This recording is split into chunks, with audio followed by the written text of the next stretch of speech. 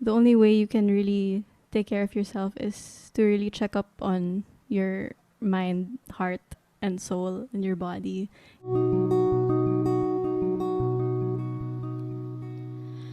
So many things were going through my mind, and songwriting has always been my way of processing my feelings and my thoughts and my experiences, everything around me.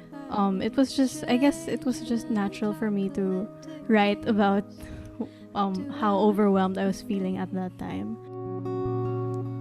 I muster all my strength and look out the window. The song is basically just about talking to yourself and reassuring yourself that it's okay not to be okay sometimes, and you're not a lost cause. It doesn't make you a lost cause. It just makes you human, and we're all going through it. We're all going through this together. So close my eyes. Is it okay? I really just wrote it for myself. Like, I just wanted to release like all my frustration, and just to reassure myself, you're okay, you're still alive, you're gonna make it, we're all gonna make it through this. And yeah, it wasn't really planned. It was just one day I just picked up my guitar and tried to write what I was feeling. The happy tragic and mundane in between. Joni was, yeah, it's okay. It's about, I remember just wanting to talk about my mind, my heart, and my soul. And I mentioned those three things in the song, because this song is about mental health. It's about taking care of yourself, and the only way you can really take care of yourself is to really check up on your mind, heart, and soul, and your body. It's not just it's just so much more than your mental state. It's also, are you exercising? Are you eating right? Are you watching the things that you're watching on Netflix? Like, those things really affect you. It affects me. It affects my mood. So I really wanted to really talk about those things in the song. And yeah, I've always believed that your heart, your mind, and your body, they're all connected. If one of them isn't functioning well, the other two will suffer. Yeah, we won't be the same. I'll forever change. I cannot see what's in front of me. Oh, it's all in front of me. So is it okay if I close my eyes? I'm just so blessed na andun yung kanta na yun. Kasi without that song, talagang, I don't think I will be here.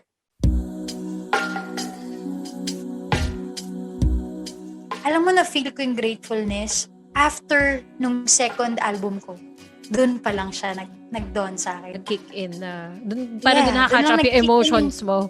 Kasi And dire-diretso yung reality, even yung grand finals ng competition namin, parang hindi sa akin nag-dawn talaga na, ay, magbabago na yung buhay ko after this. Hindi. Dumaan pa ako sa grieving process that I can't be a normal person again. Parang may part pa doon na hindi ako grateful. Parang lungkot pala ng ganito, no? Dati gusto ko itong marating, pero nandito na ako. Bakit ang lungkot pala? I feel so alone. Parang darating ako sa isang lugar, wala akong kakilala. Tapos kakanta ako after noon. Asaya nung kumakanta. Tapos kumakanta yung mga tao. Pero after yung punta ka ulit sa hotel mo, parang I was just so sad. Parang na-miss out ko yung part na yun ng career ko because I was just so tired.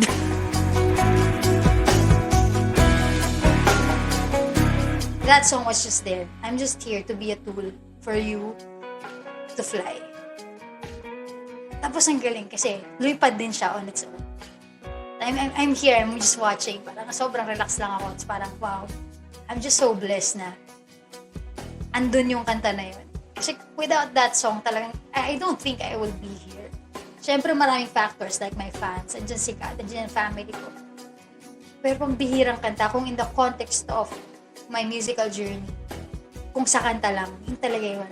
Ikaw yung friend ko na parang nilid mo ko to the stairs, tapos sinabi mo, sige, akit lang tayo, akit ka lang. Akit, let's go up, let's go up. Yun yung feeling of having that support para marating ko yung pangarap ko.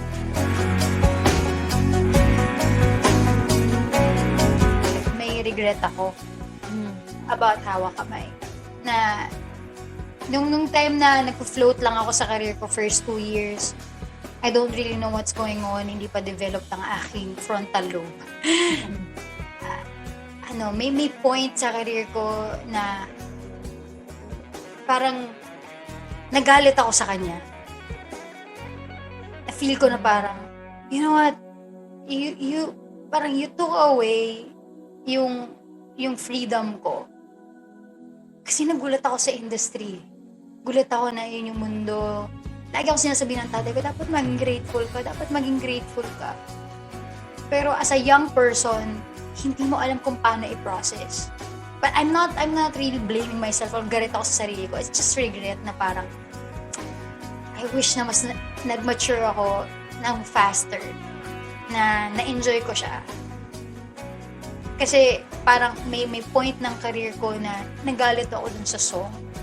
Parang ninakaw mo yung teenage life ko. Hindi na ako naging normal dahil sa'yo.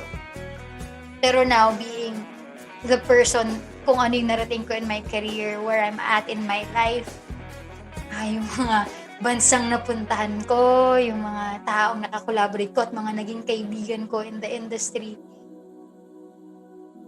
sorry Sorry na na-feel ko sa'yo yun. Parang, kung tao talaga yung hawak, I just wanna say sorry. Sorry na hindi ako mature enough at that time to see what you're giving to me. And I'm really truly grateful. So, salamat sa lahat.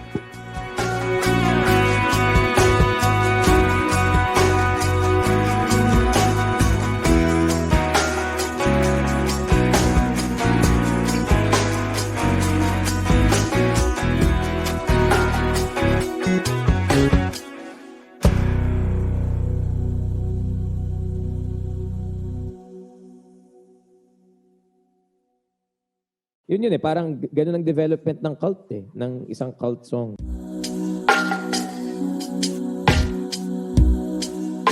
May nag-update na lang sa amin na parang, guys, yung performance sa Kublais, tsaka yung mga demos ninyo, umabot sa mga pinsan ko sa Miriam. Parang, ha? Oh, pero andun tapos pag-check ko nung seeds, parang meron na agad parang 3,400 something na... Oo. Tsaka, the way it worked kasi, pag maraming seeds, mas mabilis yung download. Kasi ang dami yung nag-share. So pag mas marami, mas mabilis siya kumalat. Pero ganun. Tapos umabot sa point na thousands and thousands na yung views. Ay, hindi pa views yun Downloads talaga downloads Tapos parang meron ng mga ibang songs na hindi namin song na nakalagay Sponge Cola. Pero it was like some other band. Tapos parang ang dami na rin nilang biglang seeds. Parang yung mga sa movies, yung parang biglang kumalat yung demo ninyo. It's like ganun yun word of mouth. Tapos it felt like, I think, not to blow my own horn, pero ganun ang development ng isang cult classic Yung it's... the demo. Usually ang definition ng flawed ng cult kasi, it's supposed to be somewhat flawed. Yet, tapos has like parang, but it has underground traction.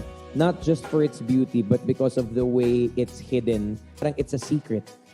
But you still keep looking. Parang it's like, it's private, but there it is.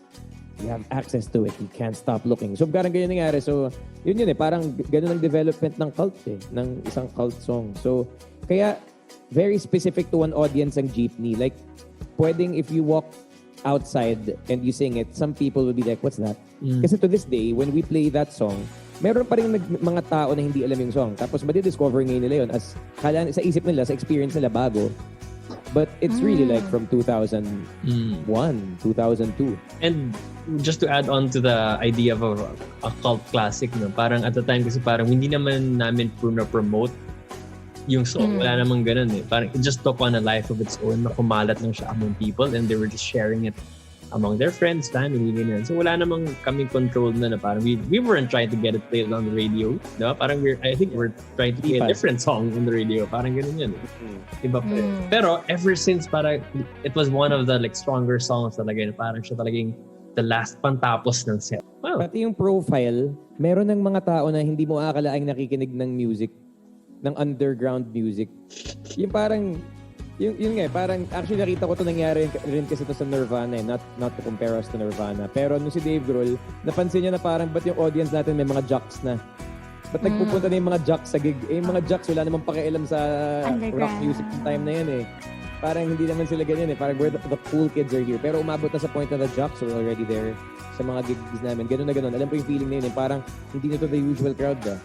Ito na yung every all of like, the mainstream school society eh. Parang ganun na eh. Parang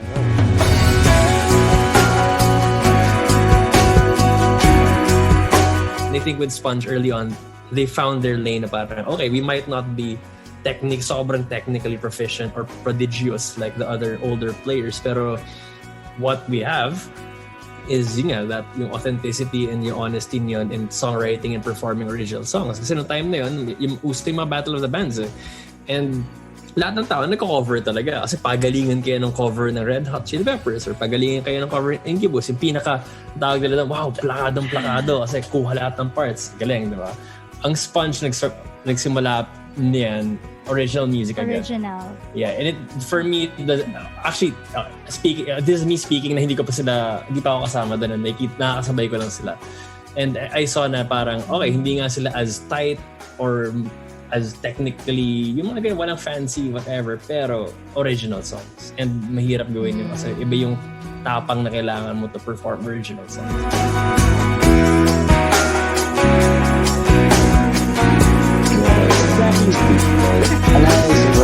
Sa akin, hindi rin naman yun. Pinaka-proud kami na part ng song na halos walang may alam. Gusto ko lamang sa buhay ay akapin mo. Ni-reunite namin yung e-heads sa kantang to. Ha? And at that time, wala pang reunion concert. Wala pa. As in, hiwa-hiwalay sila. Alam nila? Anong part doon? Hindi nila alam. Hindi namin sinabi sa kanila. Ginawa namin, ni-record namin sila isa-isa na boses nila. And then, sa dulo, namin, alam mo yung delay na marami na parang eternal delay. So, naka-loop boses ni Ellie, naka-loop boses ni Raymond, ni Buddy, ni Marcus. And then, sama-sama sila lahat sa dulo. Hindi nila alam yan. So, unang nag-reunion yung e-heads dun sa Gusto Ko Lamang sa Buhay. Sa buhay. So, if you listen back to the very intro of the song, those are our friends and the hidden Eraserheads.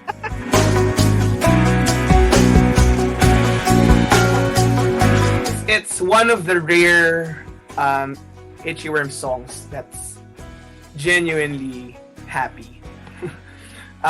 Because most of our songs are sarcastic or malungkot but melodic. Alam mo yun, malungkot yung mga kanta namin pero melodic. Or basta may mga undertones na malungkot.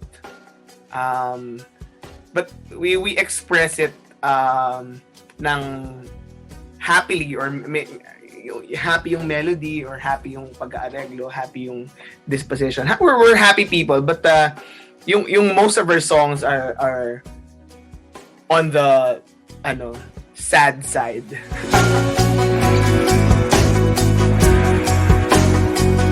Gusto ko lamang sa buhay ay mawala na ang COVID at makatugtog na kami kung saan-saan. Ulit. Lang sa buhay ay mawala ng COVID para makapag-swimming na ako at makapag-load na tayo ng sine. Gusto ko lamang sa buhay ay magkaroon na ng vaccine.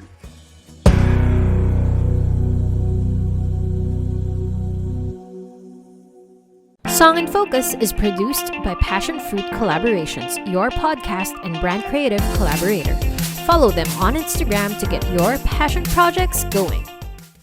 Hey everybody, this is Julianne, and today's Song in Focus is Grateful.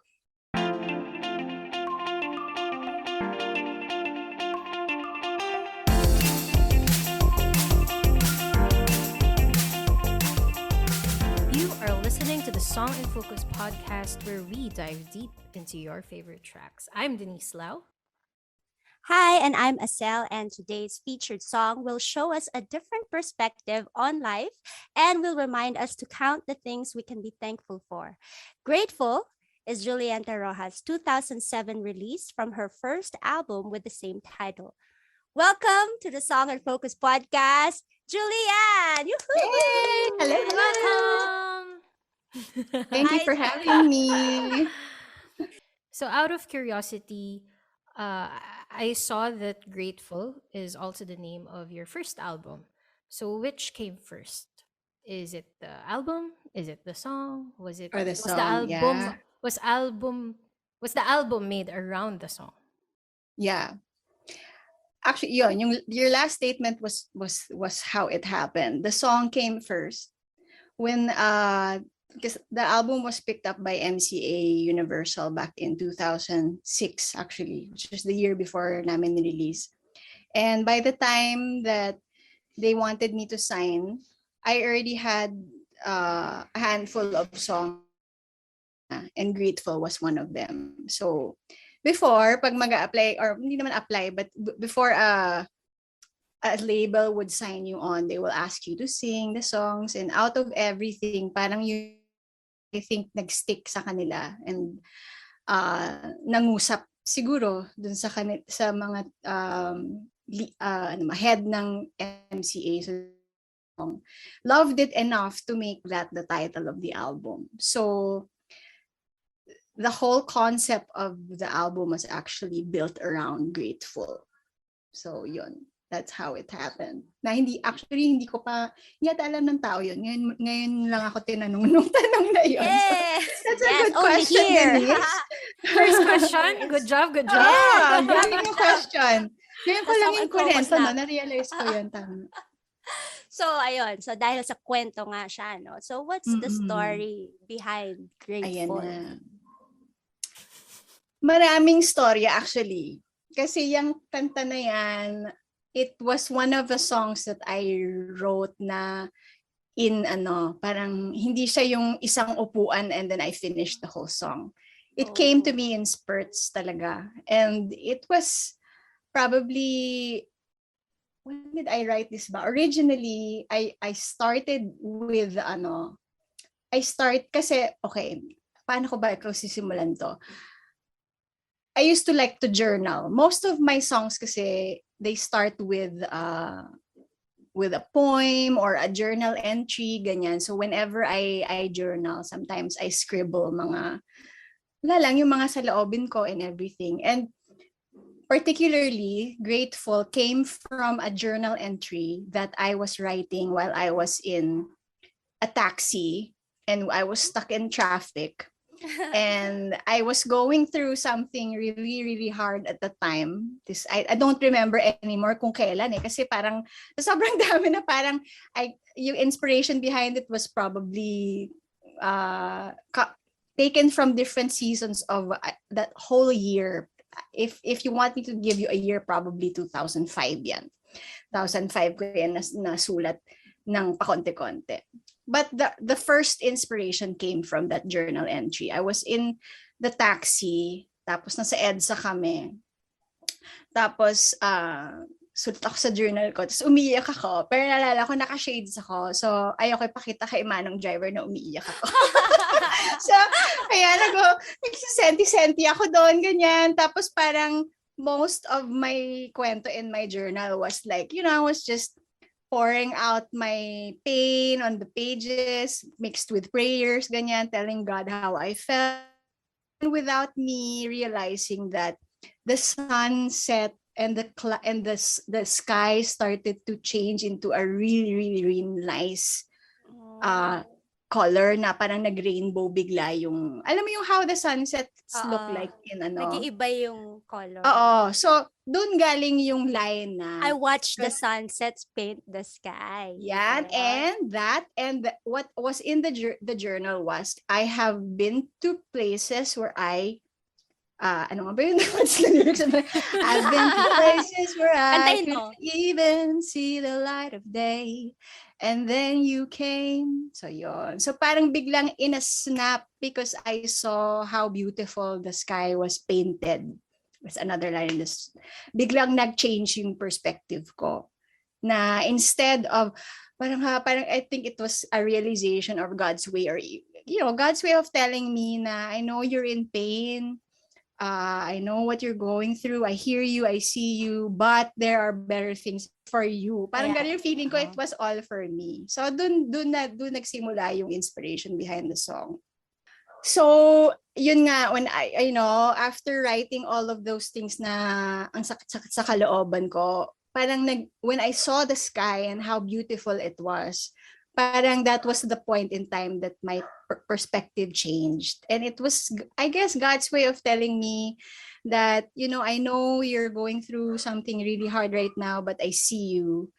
And, and I love you. And this painting in the sky, I'm doing for you. Parang gano'n, I felt so special all of a sudden na ako nagulat naman ako kasi parang in a snap, di ba? I wouldn't, sometimes you feel like walang makakapag draw out sa'yo dun sa dark place that you're in. But then, all it takes is one spark or one thing that will really change your mind and change your heart talaga. So it was really a change of heart. So dun nagsimula talaga yung inspiration behind Grateful, the song Grateful.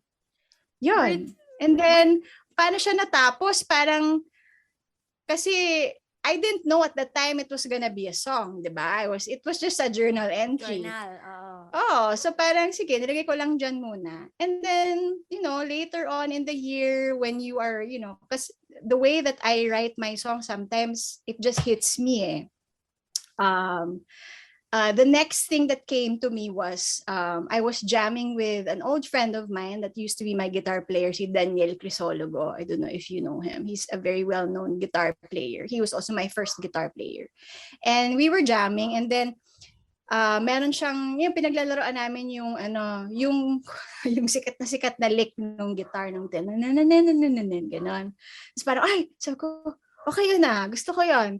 Sabi niya sa akin nung pinaglalaroan. Tapos yun parang nagsulat kami ng melody na ang dami ng chords na parang, tara sulat tayo. So yun, tapos parang feeling ko, parang bagay yung feeling ng music na to dun sa, naalala ko na meron akong ganong realization. So yun, so inupuan namin, and that night, parang halos natapos yung kanta. Tapos, pero hindi pa siya tapos all in all. Parang it was just a half-finished song. But I knew that I wanted to use that inspiration from the taxi with this music. And then, when towards the end of 2005, which was start of 2006 now, which was when I was already doing my music, ganyan, and then the label came in, that's when I decided to, okay, I need to finish this song. Kasi I needed more songs to, to be, like if I wanted to really be serious about putting up an album, I wanted to already have at least mga 5-6 songs to have. So, natapos ko siya actually, siguro mga early 2006, ganyan. So, 1 year din yung nilakbay nung kanta bago, bago siya natapos. Yeah. And it's really a mix of moments in that season of my life where I had to choose to be grateful in spite of what I was going through, in spite of the hardships that I was going through on that season. So it's not just one experience. Yun. Yes. So going back to the writing, no. So nauna, like what you shared a while ago, is yung parang nauna yung parang pa-refrain yun, 'di ba? Refrain to the chorus. Yung And nauna then, yung refrain. Tapos parang nag-ano siya, ewan ko kung ano yung, hindi ko na maalala kung ano yung na next and all. Basta ganun ako magsulat parang puzzle. Para kang nagbubuo ng jigsaw puzzle. 'Di ba? Walang 1, 2, 3, talagang kung ano lang yung kasya. Sige, pagkasyahin natin. Ganon ako magsulat. Ganon. Most of the time, ganon siya. So, you mentioned na you got inspiration from music and then you had a journal entry, di ba? So, parang nag-click lang ba na, okay, I want to really make this a song? And yeah. Or hindi, or like, you were intentionally trying to write a song and remember all of these and no, it wasn't. It's not the kind, kasi there are different kinds of songwriters. Merong mga songwriter kasi na meron siyang intention siya na uupo ako, magsusulat ako. Ito hindi ako gano'n. Hindi ko kaya 'yon. Parang sa akin talagang ako, kung ano yung ihip ng hangin, gano'n. So it hits me. It's gonna, and it's something I can't explain. I don't know, Acel, maybe you can relate to this. There's just something na when you sit down, you feel like you're in a creative pocket. It's a good pocket of time na you feel you know more that inspired. It's gonna come out. And you know that it's gonna come out. Something is gonna come out. Oh. Yeah, merong ganong feeling na hindi mo maintindihan na like parang being in you the feel zone. motivated. I guess it hits you. But it's also trial and error. Kasi yun lang, for example, nung time na I was jamming with my guitarista friend, sabi ko, sige, try natin. And sometimes it works, sometimes it doesn't. That happens to a lot of songs na parang, parang bagay. Iisipin ko parang bagay. Pero pag trinay na parang, hindi pala bagay. Parang gano'n. So, in this case, nag-work siya. So, yun. Happy naman ako na nag-work siya.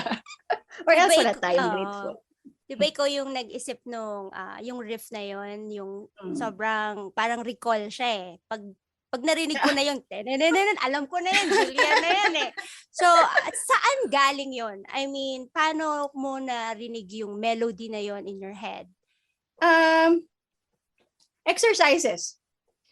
Kasi, drills? Yun parang at the time, drills. Parang at the time, I was learning how to ang tawag doon, yung mga styles na hammer, ganyan. And at the time, marami akong pinapakinggan na mga instrumental guitar lang. Yun ang aking sound trip Before basta that season, I was into a lot of Tuck and Dress. He's a jazz guitar player. Another guitar player is Joey Satriani. So yung mga ganyan, as in from jazz to rock na guitar lang, that's what I was listening to.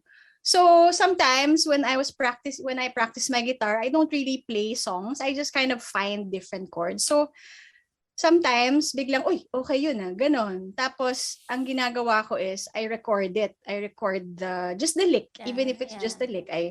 At the time, wala pa yata akong iPhone, hindi ko alam kung anong ginamit ko pa to record so that you won't forget. It could have been, I don't know, maybe it's probably a BlackBerry that I had before. I can't remember. Blank tape. Alam mo, blank tape. Kasi may kasi wala pang blank tape. Meron ng iPhone nun, pero mahal, di ba? Pag may iPhone ka, mayaman ka. Oo, so, yung BlackBerry, alam pa kaya ng mga generation ngayon? Hindi nila. Yun yung kasabay, alam ko siya, kasabay ni 3210. Pag medyo mahirap. Lately, pero yayamanin ka nun, Julia. May BlackBerry. Pag mayaman na yung BlackBerry. Pag mayaman na yung BlackBerry. Ako 3210 lang. Ako din, 3210 lang ako. 3210 yung mga kahit bitabato mo hindi nasisira. Ganun. Kasi, meron bang recording capacity ang Nokia nun? Parang wala di ba? Parang hindi ko na maalala. Pero I remember I was able to record yung ganyan, a few licks from when I practice my guitar. And I like a certain lick or I like a certain chord progression. It's either I write the chords or I record it talaga.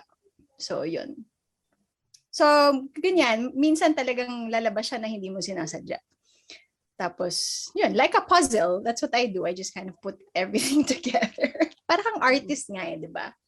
Kaya it's an art It's very free-flowing. It's a science. Yes, it's also science because you have to, There's if order. you are aral, if there's order, there's structure. And if you there's know a structure. theory, it's actually math.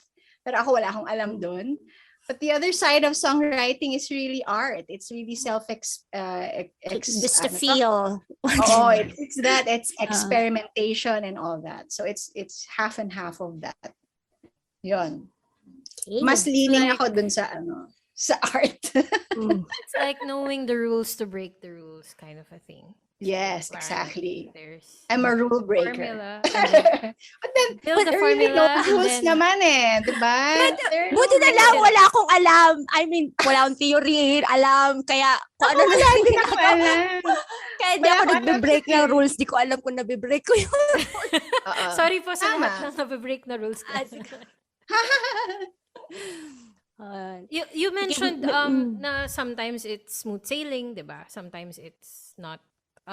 So for Grateful, in terms of arrangement naman, and playing it with your band, building it together, could you expound on the arrangement and Ako, I was very blessed na from the get-go, from the simula pa lang, I was working with very, very excellent and awesome musicians. Talagang, if there's one thing that I'm very thankful for na simula pa lang, parang yung the group of guys that I was working with in terms of my arrangement and my band, talagang maaasahan ko na. Tapos jive na kami agad. Kasi may mga instances na hindi ganun agad yung parang maghahanap ka talaga ng gitarista, bahista. Hindi gel Pero at the time, talagang they were very eager.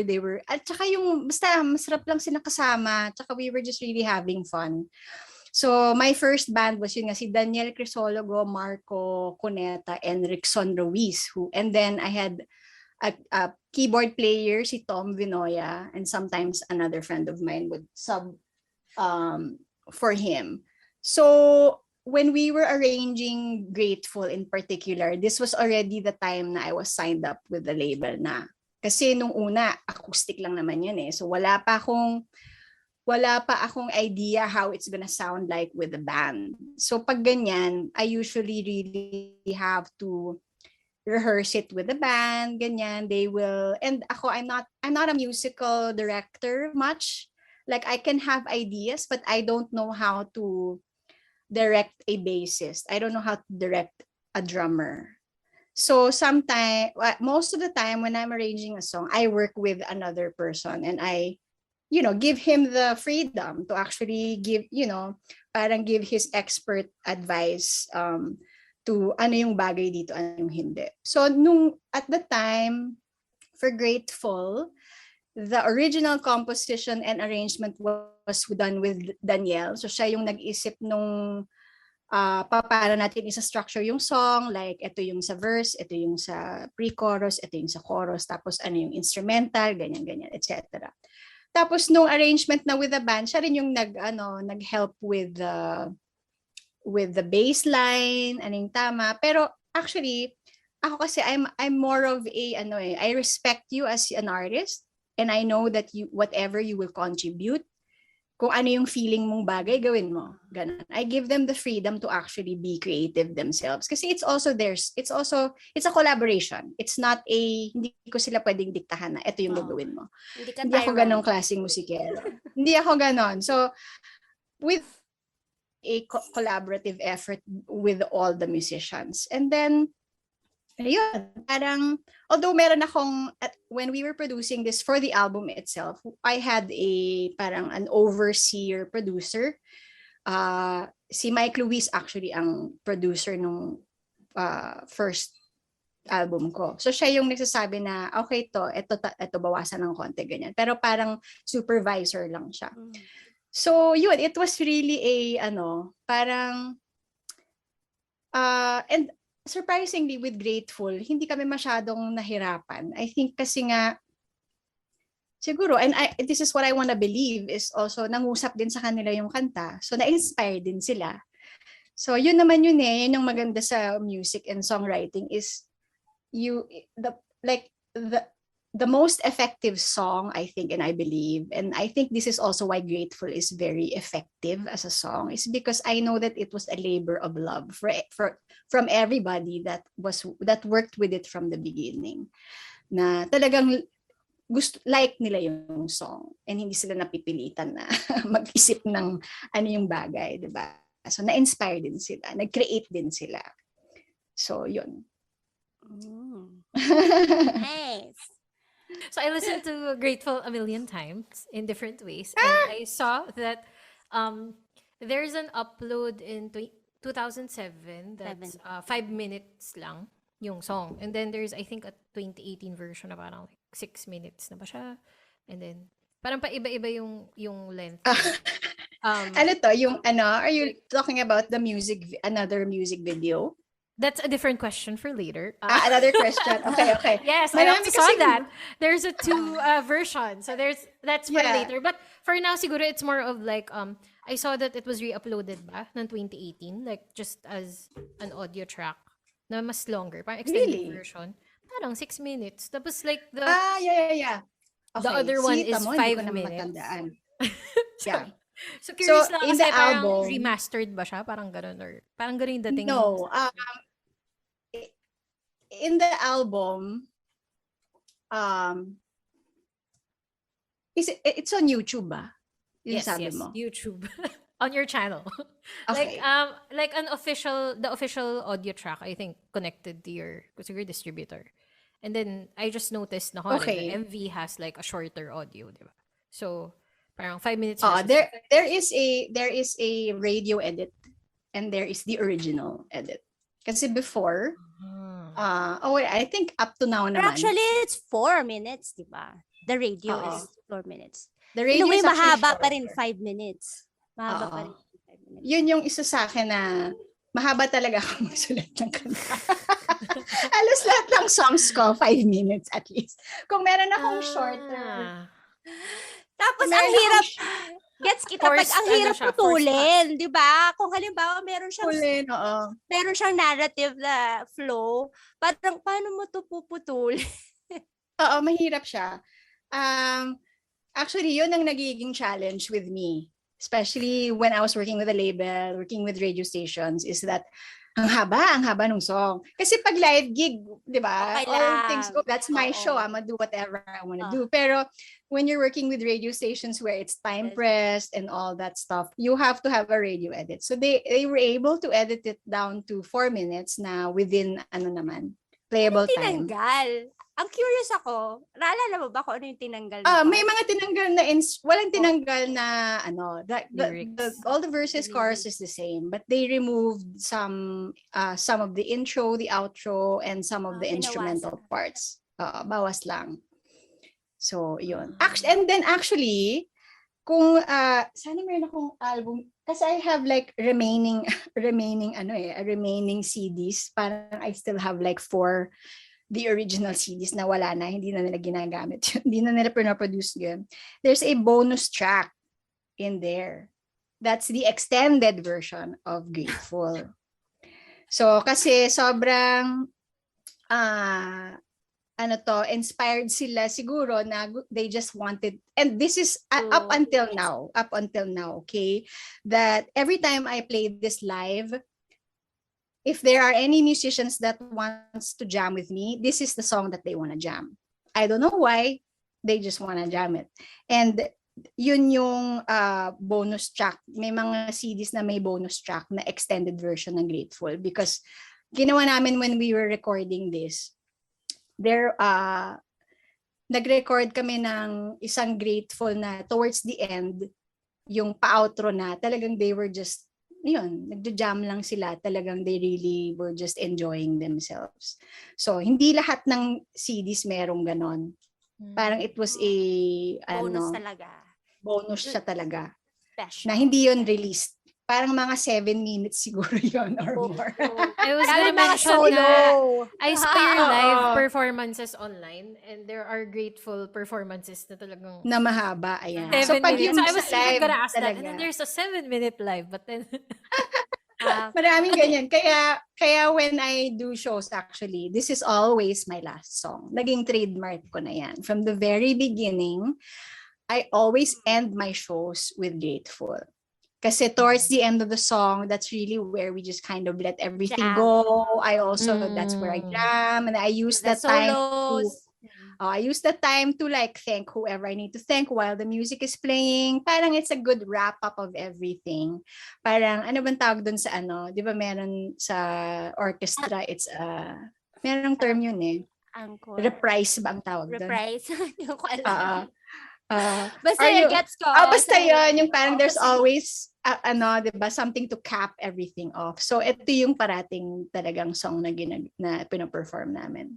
At Tsaka the end of eksakto the yung message kasi parang you're thanking everyone. Yeah, Rin. thanking everyone.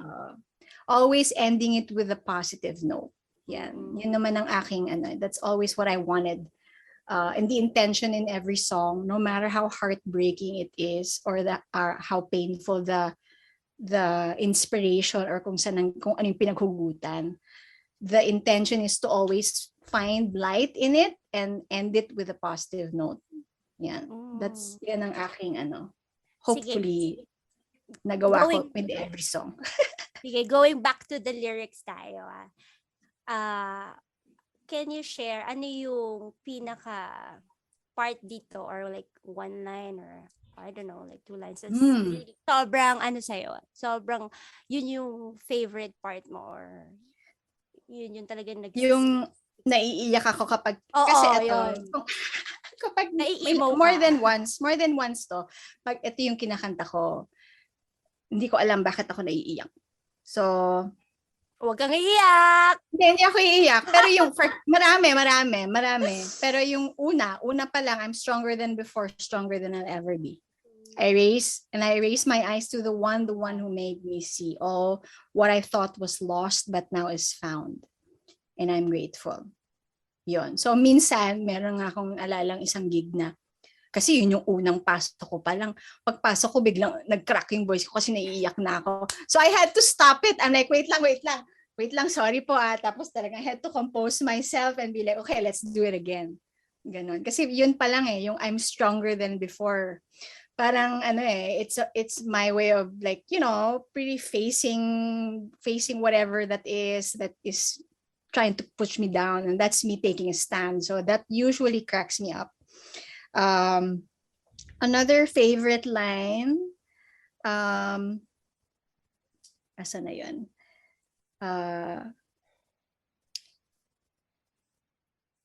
Etong yung the third verse, which is everything seems different now. Things are turned inside out. With a new pair of senses to go around, it doesn't even matter when I'm up or down. Actually, that the third and fourth verse. Pero that third verse kasi yun yung that was the original realization. Na parang when I was in that taxi and I saw the sky, it was yun, a new pair of senses, meaning it's a change of perspective. So parang you see things differently because you are grateful. And that's really the message naman of the song. Now, when you're looking at life through the lens of gratefulness, things do not appear what they seem to be. Diba? Even if it's painful, you will still see hope in it. Diba? Even if it's ganon, even if it's hard, you'll still see hope in it. Parang ganon. Yun. So yun. Yay! Papaisip ako pinapisip na.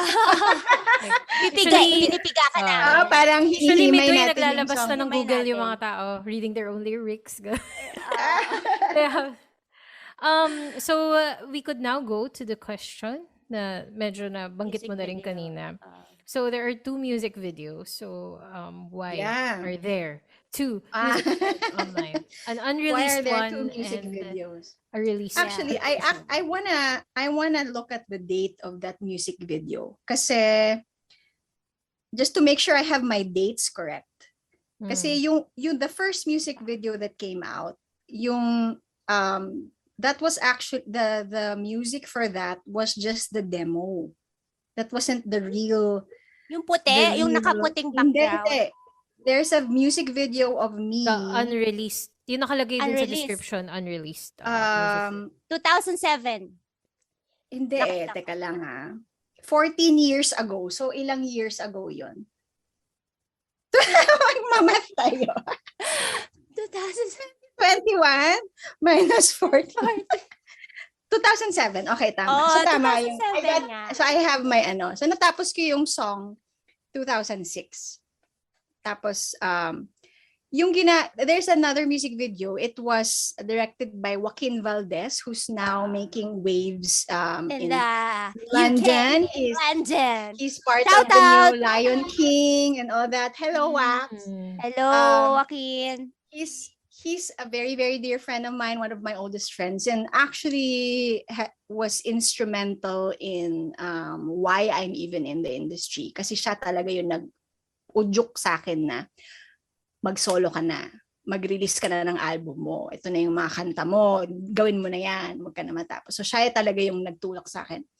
But at the time, he was a film student in UP, and his thesis, part of his thesis was to direct a music video. And he loves Grateful. So he's like, Jules, I'll shoot a music video for you. Sabi ko, I only have the demo. I don't have the, hindi pa nga mixed and mastered yung ginamit niyang So I just sent him the demo. So yun yung ginamit. Yun yung So if you guys want to hear the raw state talaga of the song, this is the music. That's what you look for. Yung music video is me, parang nag-acting pa ako. Babasking ka.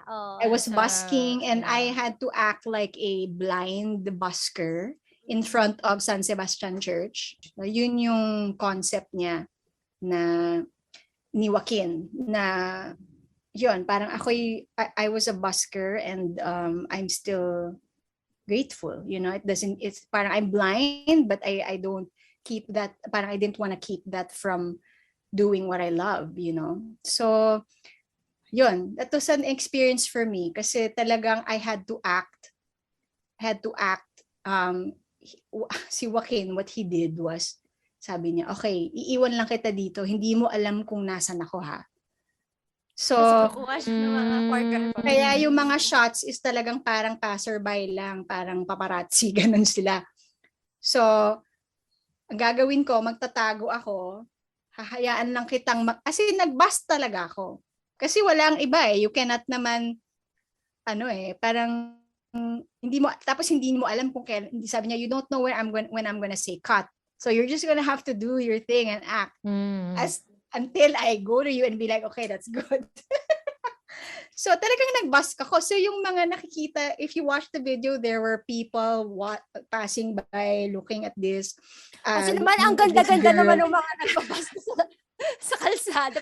Actually, yun nga, ang hirap nga to keep a straight face. Kasi sabi ko, how am I going to, kala nga I have to pull off na blind ako. So ang ginawa ko, I really just tried to sing and focus on one thing and not blink. Kanta ako pero not blink. Ganon lang yung ginawa ko. So siguro kala nila buang ako or Did you get tips pero ba? Did you get tips? Meron. How much did you earn? Merong like there was, pero hindi ko alam kung planted yun ha.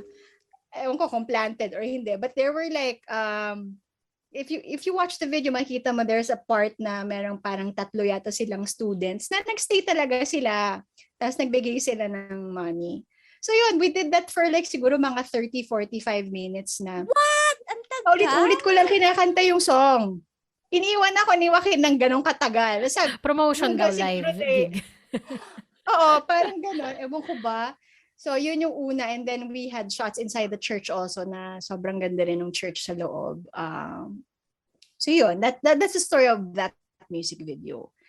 And then after after maybe a couple of months, yun na yung I got signed and everything. And then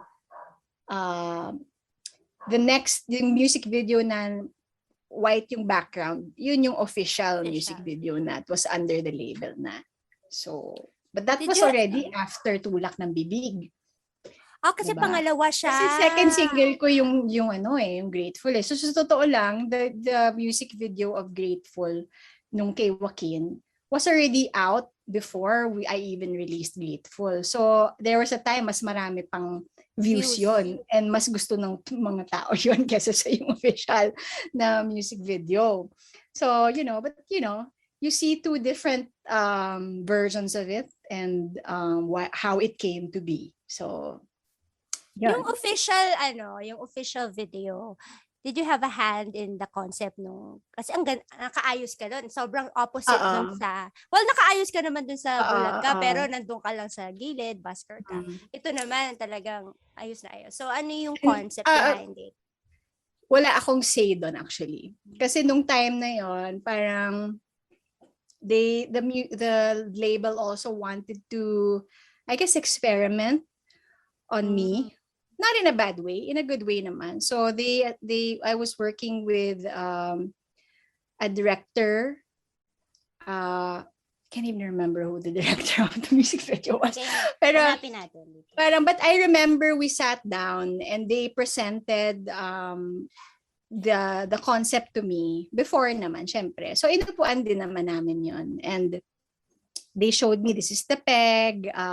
Kasi the whole purpose of why they wanted it to just be white and walang masyado nangyayari is that they just wanted the song to speak for itself. Parang they just wanted it to be about the song.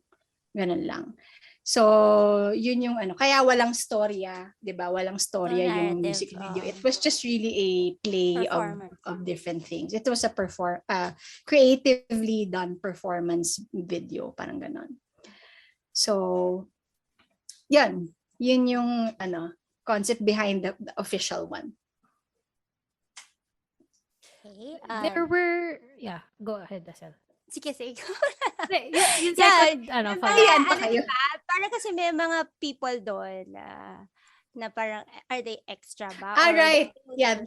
They were extras. Oo nga, no, I forgot about that part mo kasi ang tagal na. Ang naaalala ko lang kasi yung yung kami and the band and we were sitting on nice furniture.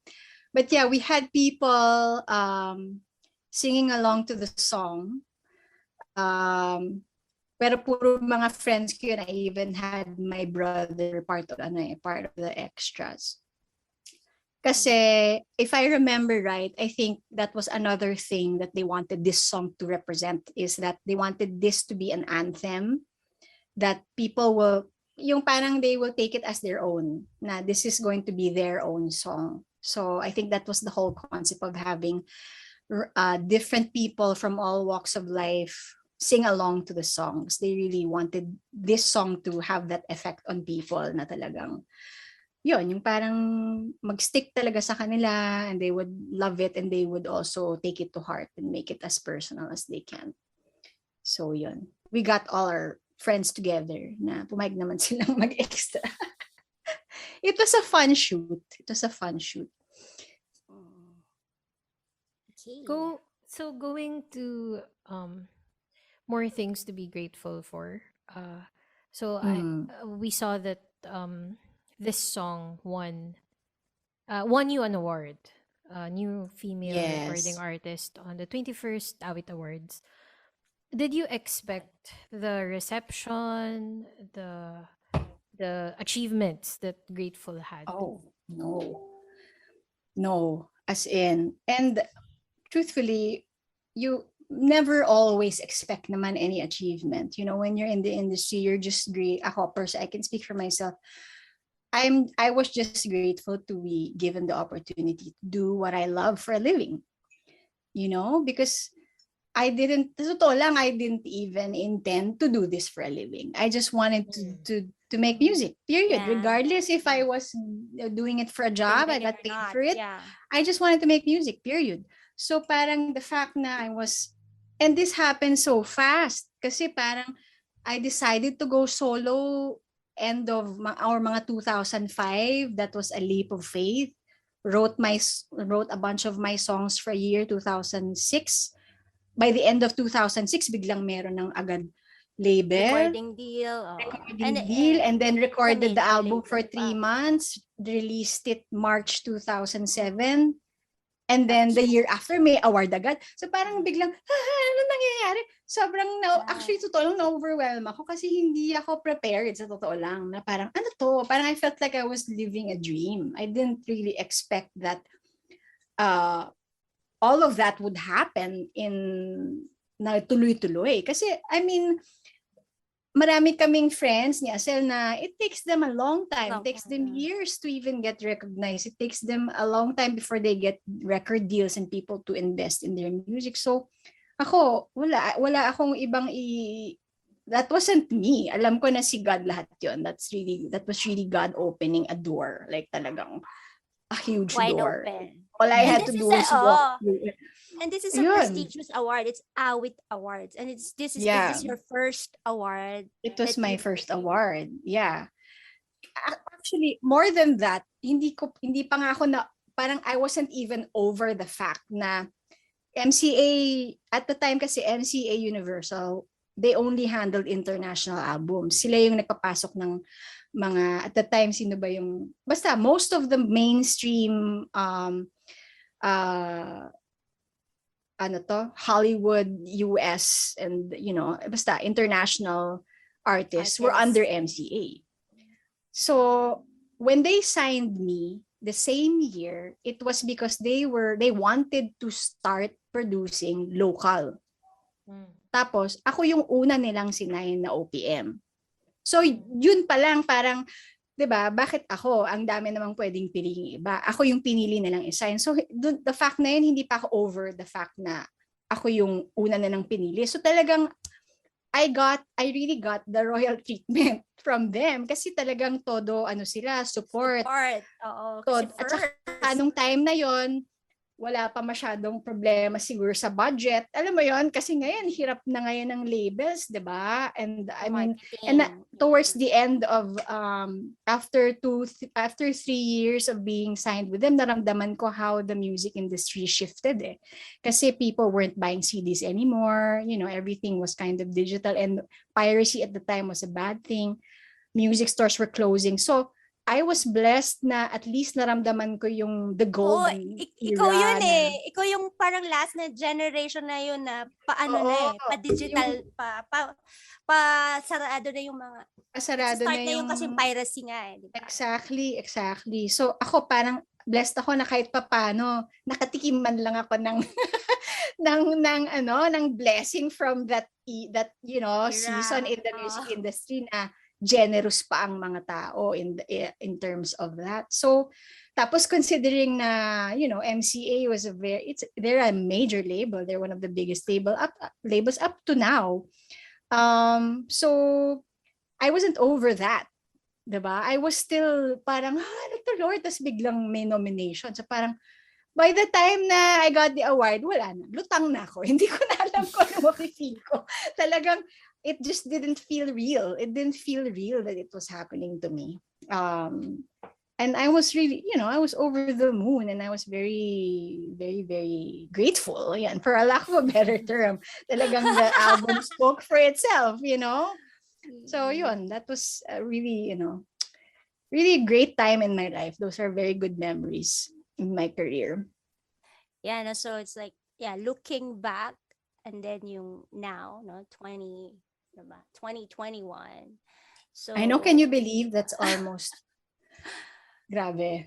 How many years ago? Almost 20 years ago. Yeah. Pero 15 years ago. Yeah, so now that song for you now. What are you grateful for? Oh my. Hi. Sa dinami-dami na nating pinagdaanan, 'di ba? Lahat tayo may pinagdadaanan ngayon, 'di ba? With everything. There's too much but I think, and I've also learned so much in the industry because at the time I started out I was 21, and I'm 38 now. So in my pretty much my whole in my 20s, diba? And that's when we all learn a lot of the life lessons, the hard lessons. That's when you experience most of your heartbreaks, you know, because you're learning how to be an adult. So I've learned so much, learned a lot of things the hard way. And ako, if there's one thing I think that has always just kept me from unraveling, kasi ang hirap din eh. It's especially the past, let me say, like 5 years of being a musician. It's been the hardest for me. Kasi not to say because the music industry has been having a hard time, pero I think the past 5 years parang of course, counting the pandemic, di ba? Kasi yun yung talagang hirap na hirap ako. Pero before the pandemic itself, I think I went through a season, and alam ni Acel to, I went through a season when parang I started really thinking about, like, I don't know, I think something happens when you turn 30 or when you're when you're kind of nearing your mid 30s, you start to kind of rethink certain things in your life and really ask, like, what is the next 10 years going to look like for me, you know? And I'm also married now, so parang it's a totally different season. When in my whole 20s, siyempre single ka, so diba? You have all the freedom in the world to just recreate yourself and evolve and all that. So now hindi na, parang more, well, you can still recreate and evolve, pero now you have more different priorities, you know? Now you have you might have kids, you know, you have, you know, basta mas dumadami yung mga responsibilidad mo the older you get, di ba? So parang nag-shift din yung pakiramdam ko in terms of music. Na biglang, kaya alam ko may mga nagtatanong, bakit hindi ka na as active, di ba? Bakit? And for a while, parang I had to take a break from it. And thinking back, sorry magkukwento ako kasi para just to name what I'm grateful for, why I'm even still here. I remember that there was a lot of good things, yes, kasi ang daming blessing. But there was also an extremely amount of pressure that I felt. And I know that maybe some of it was coming from certain expectations, maybe from, you know, my audience, whoever the label or what, but it was really more pressure and expectation of myself to myself. And those of people who know me enough to say that I can be very hard on myself. I think as artists, medyo may tendency kami to be like that. As you know, I'm a perfectionist sometimes in a good way, but that can also be a bad thing. And because there were so many like success,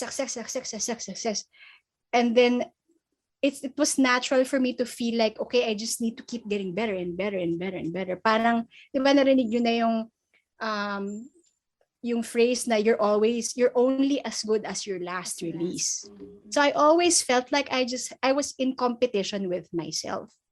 Na kailangan yung next release ko mas maganda, mas magaling, mas mataas ang rating, mas maraming likes, tapos at the time wala pang social media. Actually, lalo na ngayon, mas ano pa. Ito, para lang clear, simula nung nauso ang social media, yung Facebook, Instagram, YouTube, and then all of a sudden it became about how many likes you have, how many subscribers you have, how many views you have.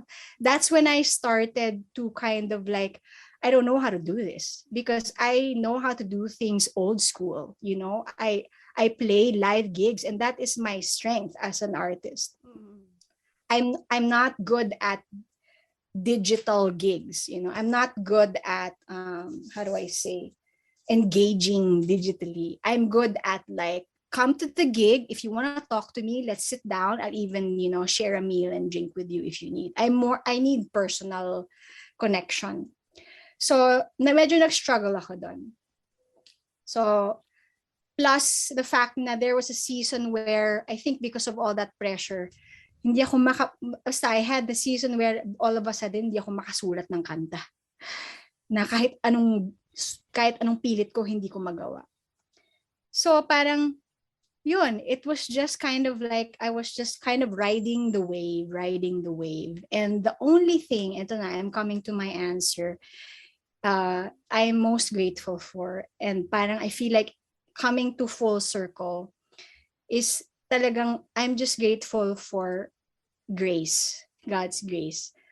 Grace, not just from God, but also learning how to be graceful to myself. And that's something that I've had to learn only now in my recent years. Na I had to learn and to give grace to myself that it's okay. Yun nga, yung kanta nga parang I had to pretty much live what this song is saying. Yung line na, ano ba yun?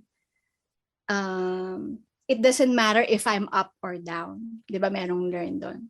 I really had to embody that. I had to learn that. Na there are, di ba, in life, that's how it is. It's up and down. There is harvest season and waiting season.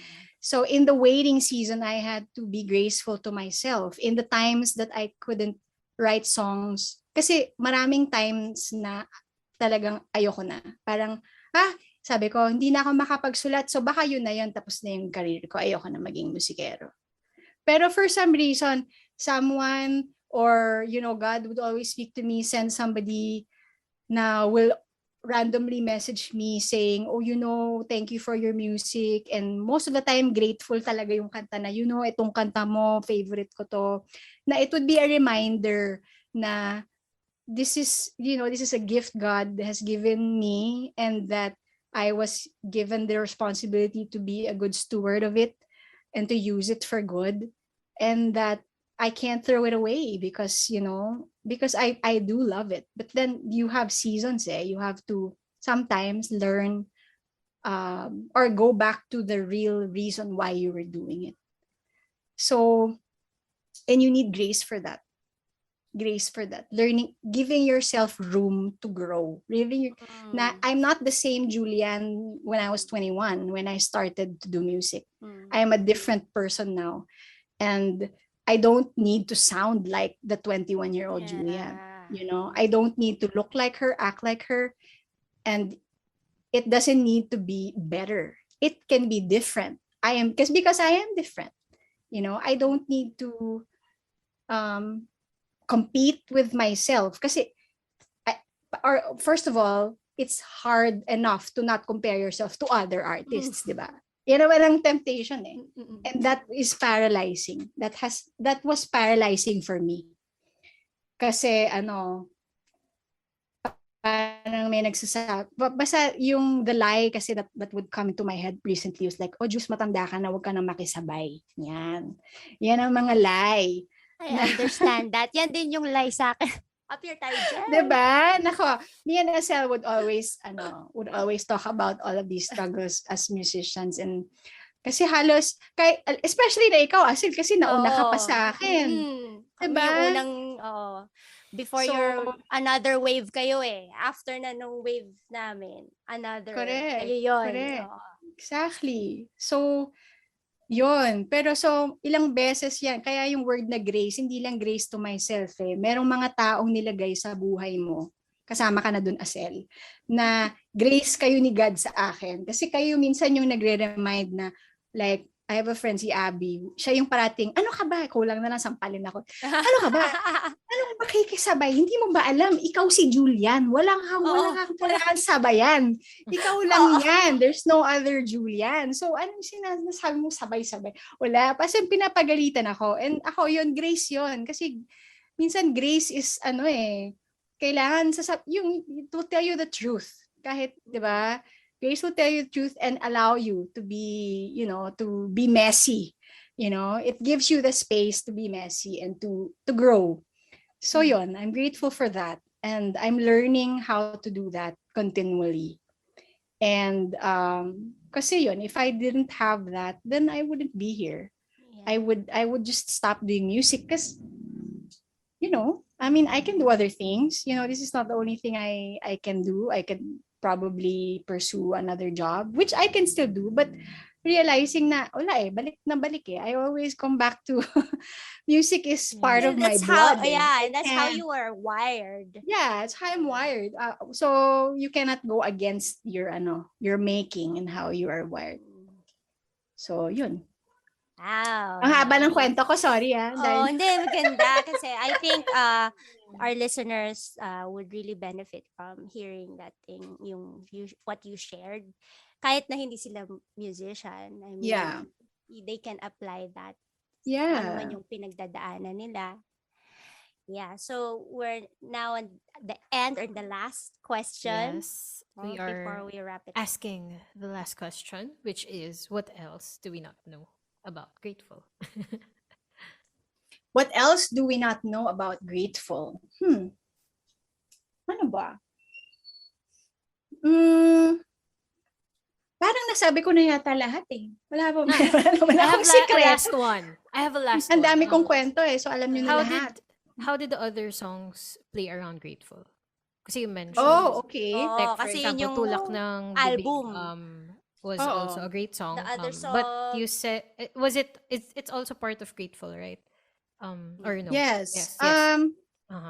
Hindi naman siya parang, it wasn't naman parang literal na, ito ako next to siya Grateful ko. It was more like, the songs that were part of that album were about a season in my life. What Julianne was, who she is. Because that was my first album. So it was all about introducing me to the world. Like what I'm about, what do I stand for? What do I believe in? And Grateful pretty much was kind of like a summary of like, I guess, who I was, and who I was as an artist, and what do I stand for. Kasi from the very beginning, like if I had, the first time I got interviewed by any magazine or radio station, and up to now, that has always been the driving force behind any song that I write is that, or the music that I'm enabled to make, is that I wanted to be an artist from the very beginning that shows people a better perspective in life, that even if there are bad things, there is also good things, and it's always about perspective. And that's what Grateful really is. Kasi Grateful is not natural. That's what I realized. It's more natural for human beings to complain. Mas madaling mag-complain, di ba? Being grateful is a choice, and that is a conscious decision that people have to make, and it's a conscious change of perspective. So parang I think that's how all the other songs tie into it. Like if you look at the track listing, most of it are love songs. Kasi what do you go through your 20s? It's mostly like heartbreak.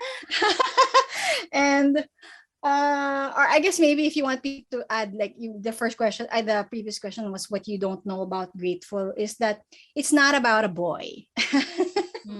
Because people think that, although it can be about a person, it really depends on who's listening. You can apply it to whatever it is you're going through. I've sang this at weddings, but it's really to me, it was a song for God. It was a prayer to God. It was my personal kind of, how do I say? Thank you. For me, it's like a worship. It's a worship song, yeah.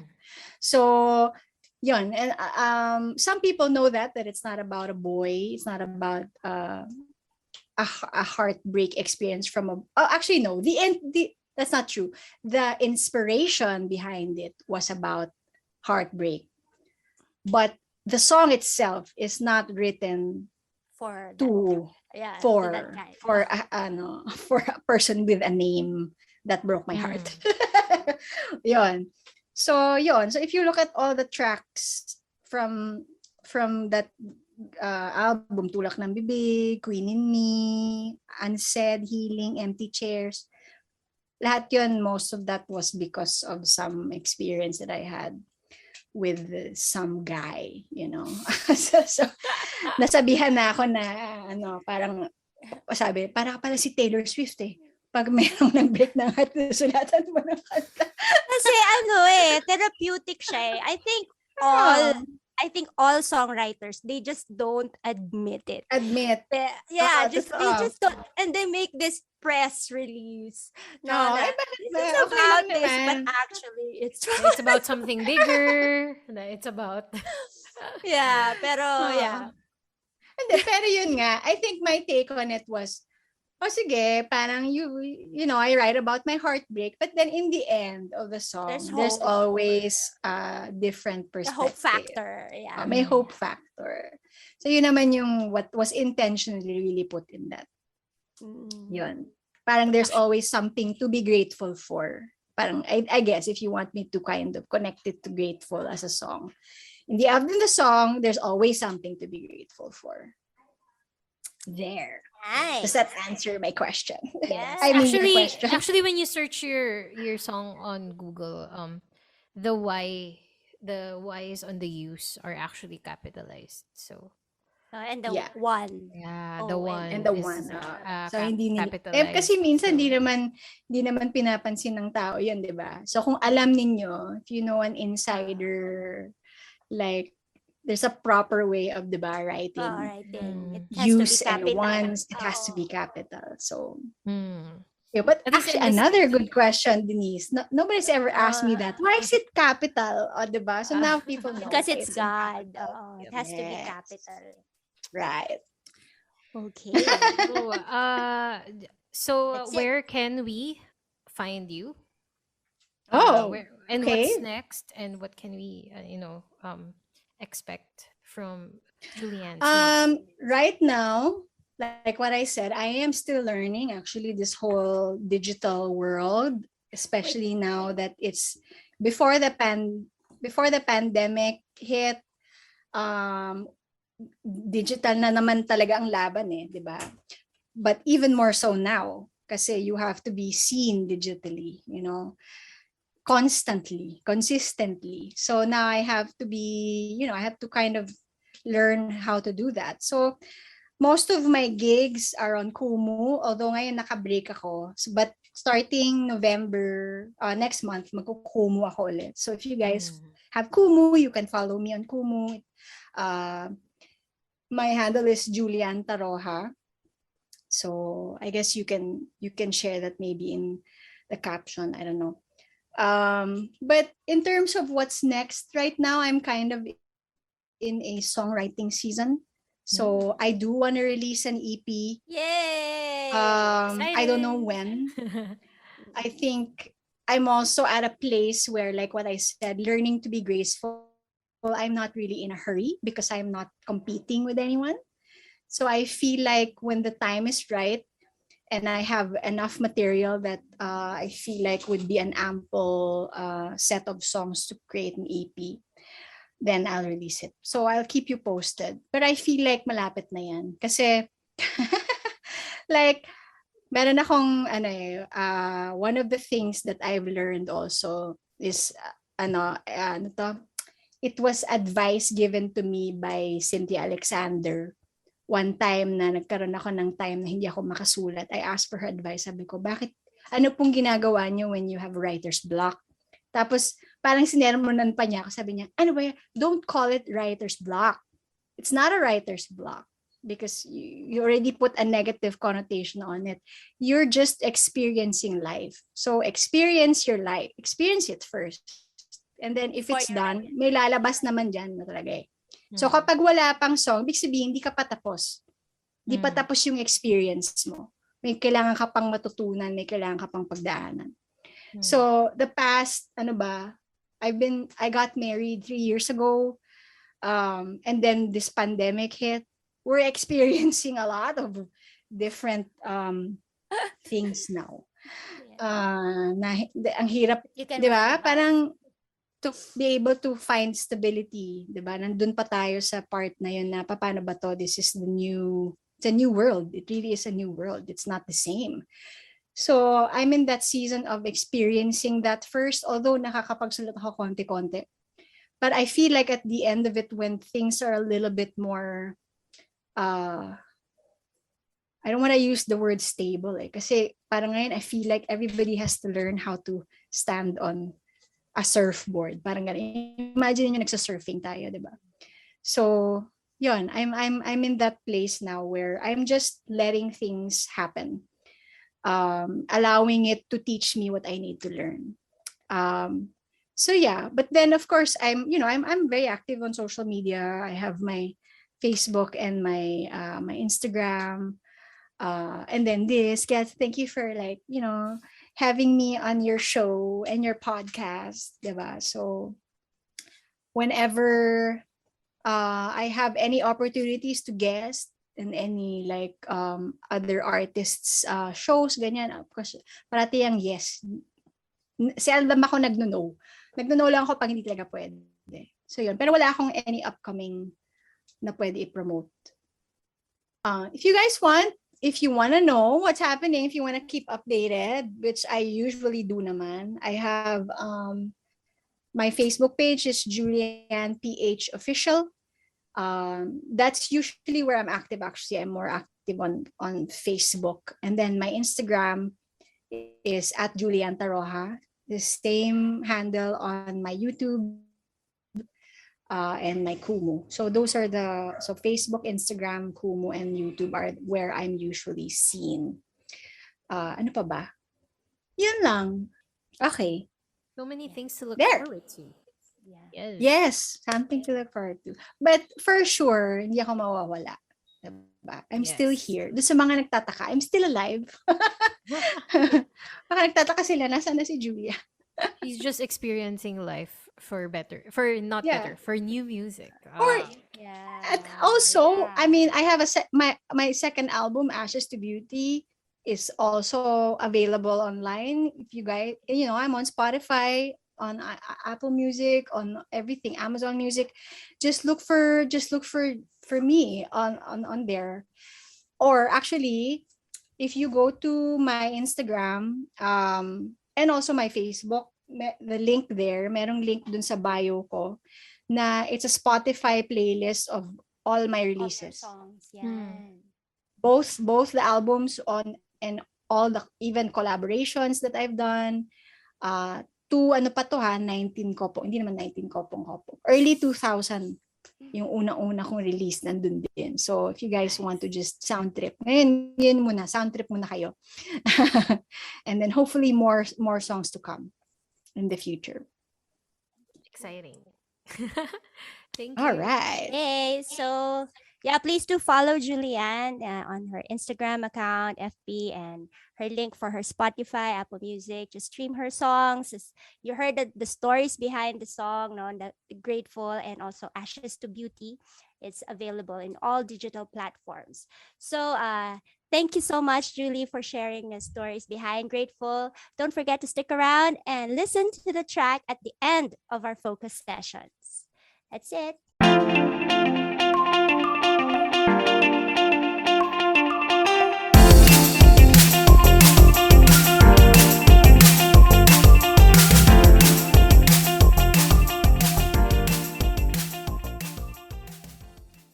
And you are still with us for another round of our focus sessions, our final focus sessions for 2021. 2021. Yeah. 2021. So, sinadya talaga namin that we recorded this late, the focus sessions part. So, I think we met with Julianne a few months ago for this song.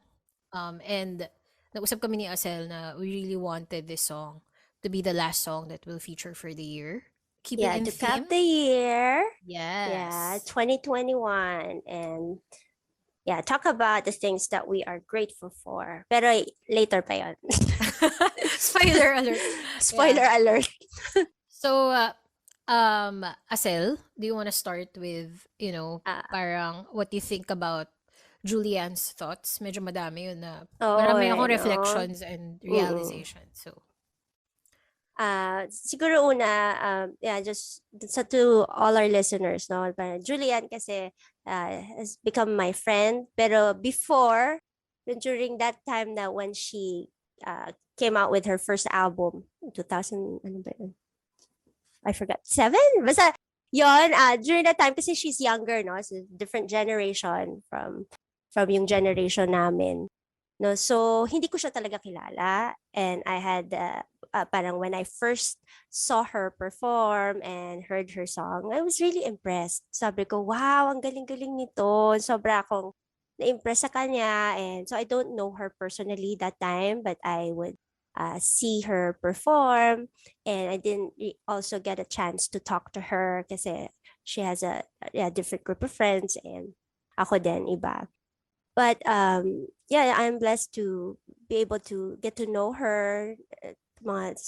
I think 2015 when we had the same manager, si Tita Angeli. So doon ko na na parang she's she's so easy to talk to, and she's very humble. Kasi nung una I have the impression na parang hirap yata kausapin nito. Kasi sobrang parang feeling ko sobrang serious, sobrang parang baka lahat madalim, baka kailangan lahat malalim. Alam mo naman ako, ang babli-babli ko, ang daldal ko, whatever. Anyway, so hindi naman, parang I mean, she's, going back to her as a musician, when she shared about, yun nga, na parang nagulat siya. Diba, sabi niya, parang nagulat siya with what's happening, na wow, ang pagka-release ng album niya, and then she won an Awit Awards, diba, overwhelming. Overwhelming. Oh, it was overwhelming for her, and also she actually got the respect of musicians kasi ang galing niya talaga. I mean, sobrang saludo ako sa kanya with her skill and also her songwriting and how she performs, no? And so when she was sharing about like yung parang in a way yung the next thing about yung the next album, parang nahirapan siya magsulat uli, parang I think it's yun nga the pressure of the expectation that you set on yourself. Yun yung sinashare niya na parang, oh, I have to parang exceed or beat herself. Parang na-achieve niya. Yeah. Parang to compete yung self niya. Parang yun yung competition, which is good naman in a way, when that's something that as a musician naman or in any industry, like if you're working, you're an employee or whatever, nature ng job mo, na parang you want to improve yourself. Pero yun nga, it can be yung also it can paralyze you because of the pressure that you put on yourself. Like yun nga na parang hindi ka tuloy makasulat freely kasi inisip mo, okay ba to? Or ganun. And I understand that kasi may ganyan din ako before, pero I got to shake that off and really just enjoy the process of just writing where I am now. No, parang what is my moment right now.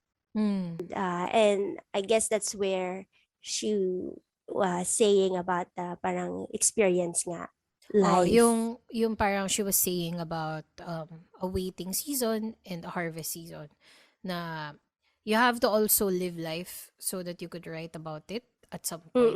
Na I can imagine a lot of great artists na nasa stock because they're promoting a new song. Isipin mo ako, like aspiring songwriter ako, parang naggulat din ako na nung nirelease ko yung first single ko, since I was so busy performing it, sharing it to people, that process, parang ang tagal ko pala hindi nagsulat. Parang kung kailan ka nagre-release ng songs, dun ka di makapagsulat. So I guess merong time to share, meron time to create, may time to live. Parang different things. Yun. So nice nga yung part na yun. Ako naman, maraming cool aspects dun sa interview, like on a more, not sure if the word is technical, but I guess the thought that goes into many aspects of the song, like, di ba dalawa yung music video? And gusto ko yung ginawa nila dun sa first one din na parang yung concept na guerrilla and being true and na nagpanggap siyang busker nung time na yun. And na-capture yun, or like yung part na she may extended version pa yung song, and na piniplay niya pa rin yung original version, which is 7 minutes. We've heard a lot of artists on the show na parang yung length din of the song medyo amusing, no, na parang even the length of the song is part of the whole song. I mean, for others, siguro they feel like 1 minute is not a big deal. But to build a 1 minute or to lose it or to cut it down means a lot too. So, parang ang ganda nung sinasabi niya na parang each version, kahit kahit iba-iba siya, kumari extended interlude lang naman yung 7 minutes. Pero may something else na, okay, this one is for the public. This one is for my worship time, yung 7 minutes, di ba? And then this one is something in between. Tas each version, na kahit pag tinignan siya siguro ng normal listener, hindi nila mafe-feel yung difference ng 7 versus like a 4. But it's a big thing for artists na, ayun nga, na ma-manifest, na malabas talaga nila lahat ng kailangan on that season. So yun, ako yun naman yung mga things na stick sa akin. Actually, this year, while I was when we recorded that, diba, I haven't released ata my single, or I was recording for my music videos, na alam mo yun, yung naka-ayos ako. So, iba itsura dun sa kabila. Like, sobrang kapal na makeup ko dun sa kanina. Earlier, the video edition earlier, kasi I was shooting and sobrang emotional for me na nagkukwento siya about that, na yung waiting season. And kasi, alam mo naman yun, Acel, na I'm always frustrated na I have to delay my releases or na I have to do responsibilities first before I could think of, the things that, well, in my case, not earning, or, alam mo yun, parang other things first, tapos music after. Na frustrating siya. But then hearing her say na about the waiting and the harvest, it really affected me from that time we interviewed. Na tuwing may hindi ako nagagawa, ang iniisip ko na lang is, yeah, I remember that episode, na interview that we had with Julianne, na sinasabi niya na it's not all the time that you could immediately, alam mo yun, put something out if you are ready as an artist. Yeah. So, ako, for me, super, quote-unquote, grateful ako for this interview. Very enlightening siya and amusing. Parang breath of fresh air sa akin yung context. So, yun. So, you wanna talk about what we're grateful for? Yeah, so... Kasi, it's been a year, Acel. We both learned new things. You have explored, you've tried like a new sound this year. You've also started, diversifying careers and so many things, diba? So you want to start? Yeah, so okay. So what am I grateful for this year? Ang dami. Hindi ko alam kung paano ko una. But yung una is, of course, I got to release new songs this year. So I started with Mula Ngayon, early this year, and sobrang lahat ng process na yon with regards to the music video as parang miracle for me. Kasi ang ganda ng photos mo doon. Tsaka yung I mean the place, parang may nag-sponsor lahat ng, yung accommodation and food and everything. Parang yun, shout out to Vice Mayor there, L.A. Ruanto. Is a friend kasi of my band member. So yun, and so he helped us, he supported us. So yun, and then also, I got to release a new sound. I get to collaborate with people from Cebu, si Heel Andre with Bawat Paghinga, and then Carlisle Tabanera with the song na is Lumaya. So, ano ba? Ilang songs ba na-release ko? 3.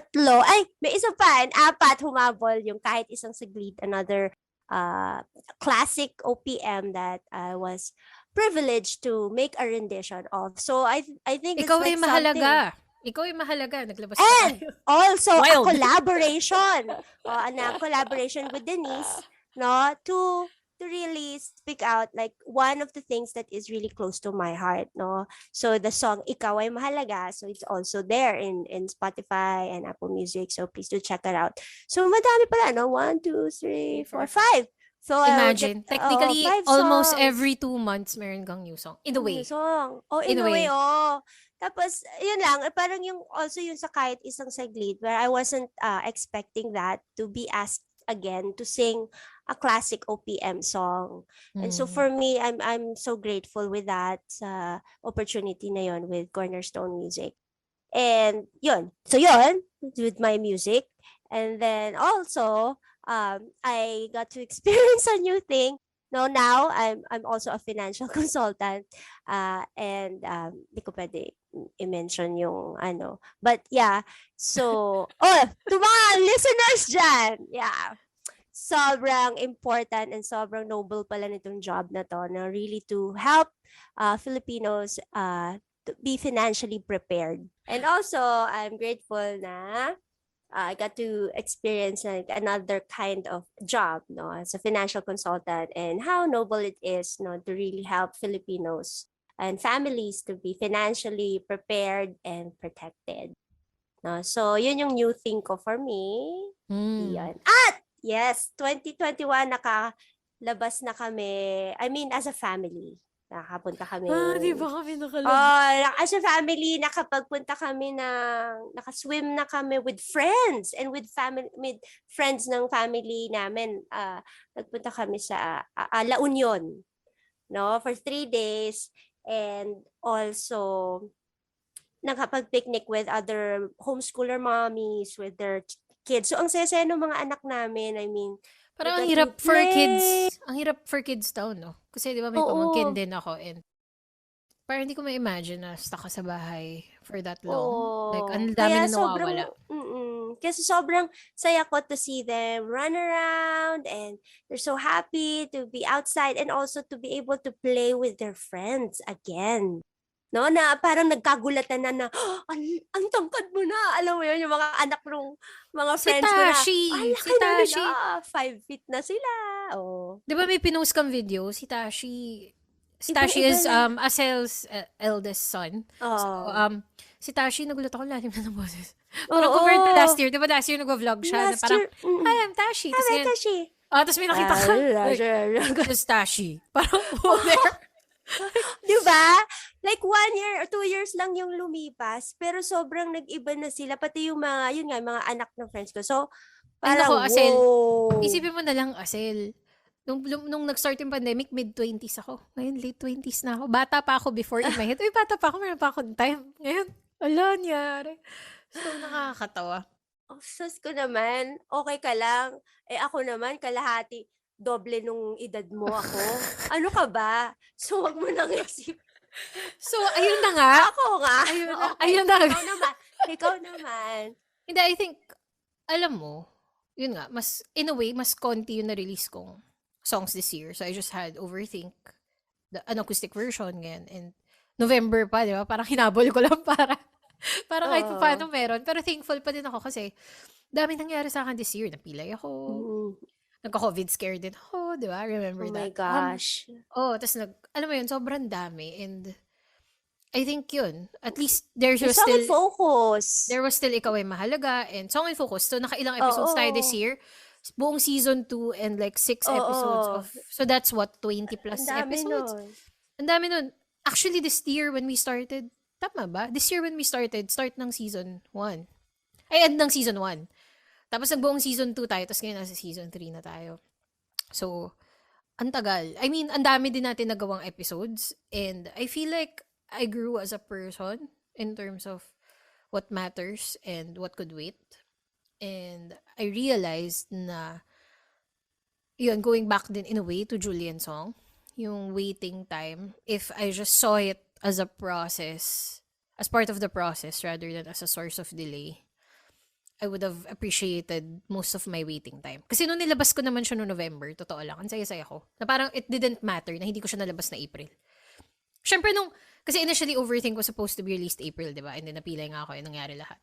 So, imagine, pati nga yung Ikaw Ay Mahalaga music video natin, remember, we were planning to shoot in person at the Right Start Center. But, I'm just so proud din na kahit na ganun yung nangyari, na push through, di ba? Maganda yung video, thanks Gab. And then, Gab donated his time and effort for that, diba? And parang feeling ko lang, if I siguro realized sooner na it was okay to wait. I mean, I knew it by principle, but it wasn't siguro as absorbed in a way. So imagine, kahit pala i-release ko siya no November at kahit di ko siya ni-release no April, masaya pa din ako the same way.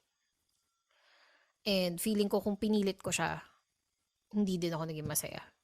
So, thankful din ako. And yun nga, I have Passion Fruit, my company. It's we do social media and we do marketing. But what's heartbreaking siguro nung mid-year was I was thinking I was doing it for so many people, but I really stopped posting sa music page ko. I remember mga 2 months yun. Kasi I didn't want my music to be a job. Alam mo yun? I didn't want na kailangan ko mag-post ko. Hindi, mawawala algorithm. Yung mga ganun. I wanted it to be heartfelt and siguro that's what I'm grateful for this year. Na na-realize ko what music really is to me. Na yung positioning niya ba in my life. Kasi when I started, di ba na nakita mo ako, like I had so many gigs, I had so many stuff. When I started music last year. But na-feel ko din na, I guess, iba talaga. Yung positioning niya is a personal life for me. I mean, I could be ambitious if I want to, if I have the energy, but if not, yun. So, sa music aspect, siguro I would say what I realized is, di ba there are many aspects to making things. There's a creative, there's a strategic, and I realized music is a creative pursuit. Na I could let go of frequency. I could let go of how much I share or how often I post or how many projects I book. As long as I could be freely creative. Yun yung grateful ako for. Kasi feeling ko I'm going into the year healthier than siguro last year. Para last year, di ba, pagod na pagod tayo from December. Nag-joke-joke pa tayo na, alam mo ba yun? Yung sa Itchy Worms pa ata na episode, nag-record din tayo noong December, di ba? Pero January natin nilabas. So, lagi tayo nag-joke na pagod tayo. Ngayon, feeling ko naman better. Pagod pa din, syempre. Pero mas better perspective sa lahat. So, doon ako grateful na excited ako sa 2021 kasi 2022. So, excited ako doon kasi I feel na I think we're going into it placed na lahat. Si music, si podcast. Kasi ang daming nangyari sa pandemic na we had to restructure as people, di ba, Acel? Na, ikaw, we were talking kung gagawin mo yung financial advising stint nung start kasi it's a new thing. And ako, if I'm gonna grow the company or do I want to be, a baby forever and not mature up in that sense. And ngayon, feeling ko naman na figure out natin yun. Yung mid-year, medyo mahirap kasi we were figuring that out, like what matters. And apparently, what I realized then is that if you really want it, you'll figure it out. Parang, it won't appear the same way. Like, with Song and Focus, we're shooting less episodes, but now it's the same. Pag binilang mo same yung number of episodes that we release when we have listen in. So, we still have like 3 to 4 a month. It's the same as before. But we also transform. And our YouTube channel is growing. We've hit 4,000 please hours. do subscribe. Yes. Nahit na namin yung watch hours. We just really need... Subscribe na lang Subscribe kayo, na guys. lang. Please help us. Yes. You show your support by just clicking subscribe. The subscribe button. Go to our YouTube channel. And we wanna release more videos eventually. Like ko sabi yun, I think naman we do release it. Like, diba, we've learned how to do video edition na sa YouTube. Because video podcasts are now also a thing. And, alam mo yun. And for those who are loyalists naman of our audio, we do have clips na we haven't fully released na hindi kasama yung mga chikahan namin ng personal. So, we might upload that too. And more in store next year. So, baka si season 1, we might upload there next year. Either audio lang or video. But we're also beefing up our YouTube channel. So, it would be awesome if you guys would check that out. So, yun. So many things na growing, transforming, we're riding the waves. Sabi mo nga, we're going through the waves. We're going through the seasons of our lives. And grabe this year, parang ang dami nangyari. So, di ba, we've had so many, alam mo yun, guests na iba-iba din. Dun, thankful din ako dun. Parang sobrang random ng guests natin this year. Isipin mo, like, we've had heavy metal levels like sila Rohel, rock like Typecast. We've had P-pop like SB19.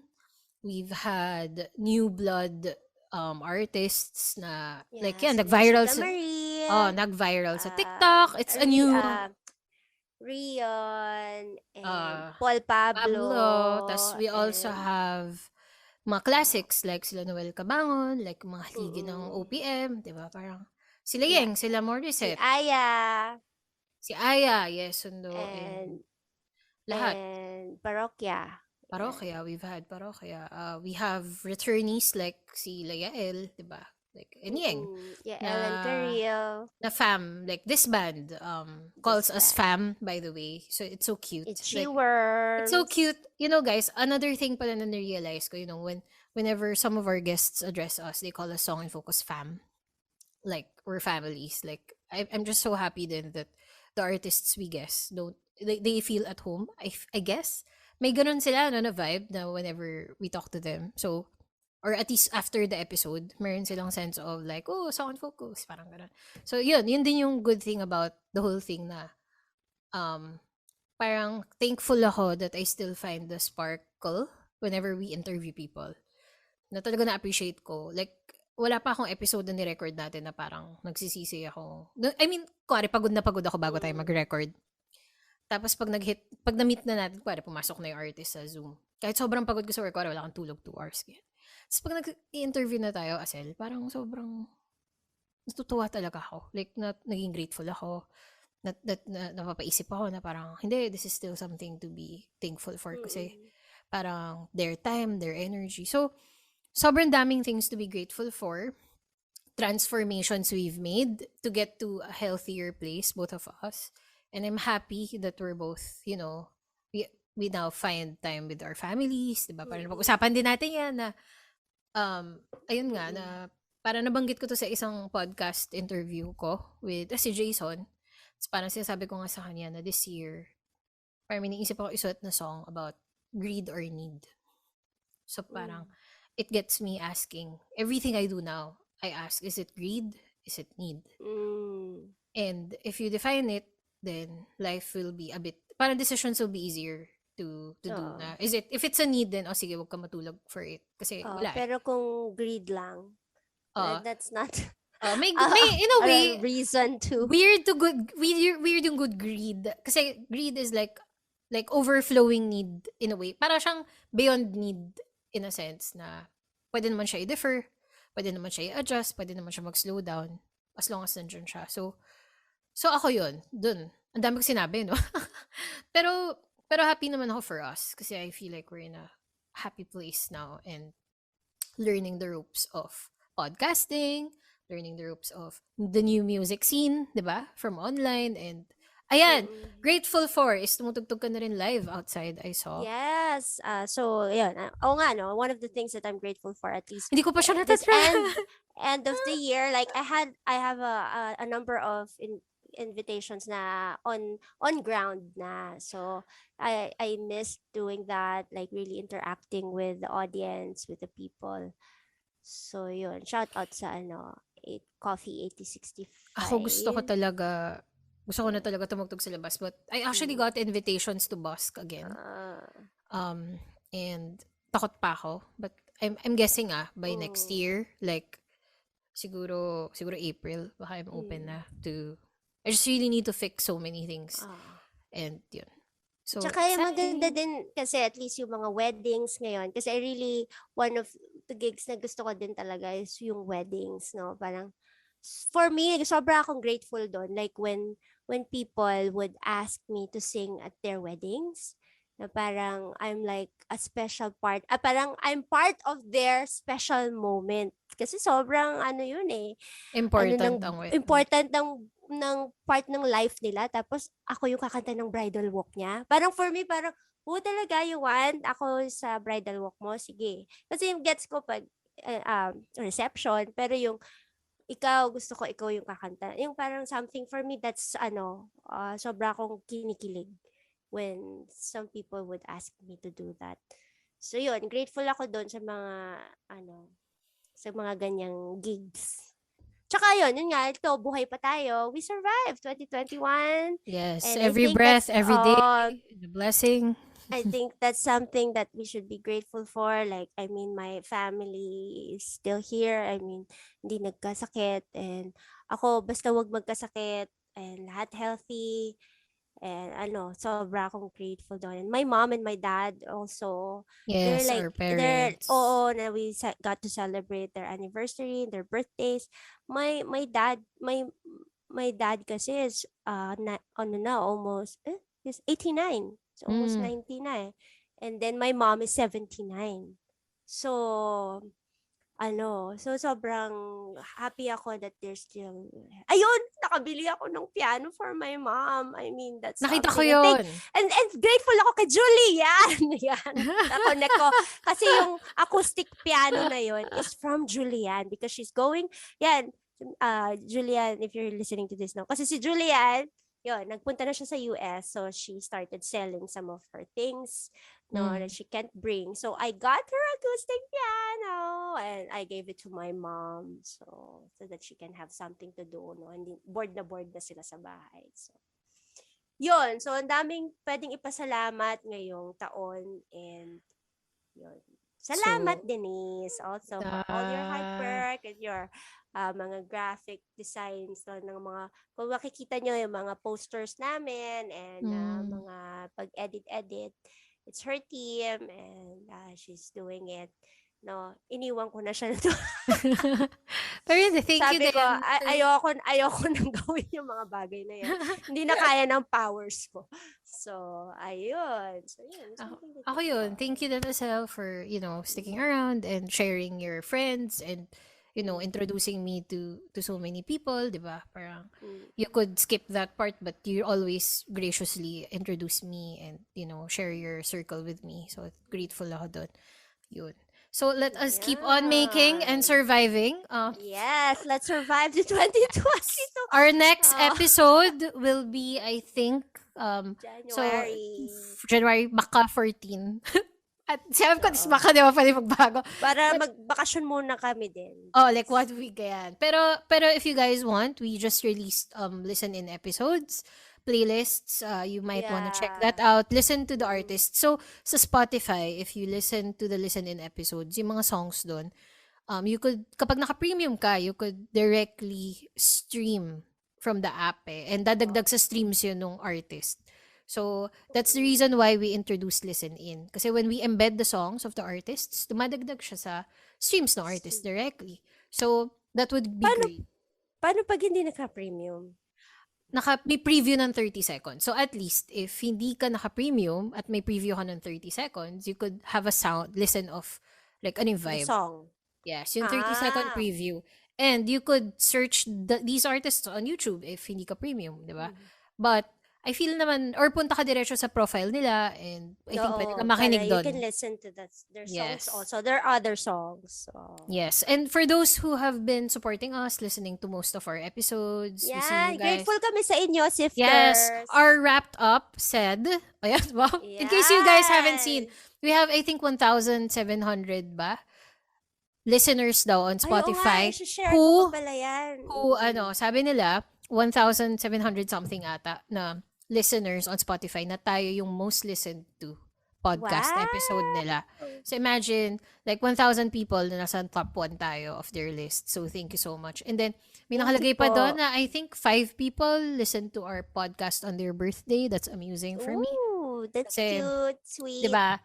Like, hindi ko alam kung tama, sakto to 5 pero malapit yan. Like either 5 or 8, gano'n. But in general, super na-appreciate namin everybody who listened to us. I heard a lot of people have been introduced to the podcast world because of us. Kasi I see a lot of fans who, kunwari, hindi ka naman nakikinig ng podcast, but because you wanna listen to the story of an artist you featured, now they know podcasting.